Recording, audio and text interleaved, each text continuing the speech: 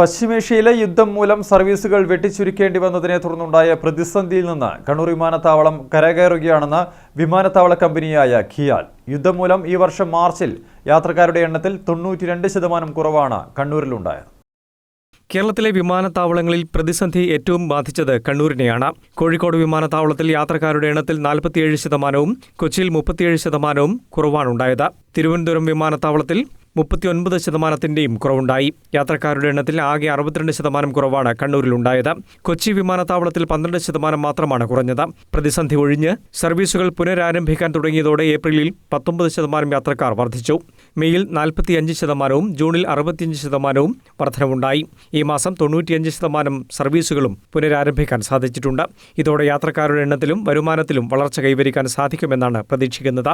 സാമ്പത്തിക വളർച്ചയും സുസ്ഥിരതയും കൈവരിക്കുന്നതിന് കിയാൽ കൂടുതൽ പദ്ധതികൾ ആവിഷ്കരിച്ച് നടപ്പാക്കുമെന്നും നിയമങ്ങളും വ്യവസ്ഥകളും പാലിച്ച് സുതാര്യതയോടെയാണ് പ്രവർത്തിക്കുന്നതെന്നും കിയാൽ MD C. ദിനേശ് കുമാർ അറിയിച്ചു.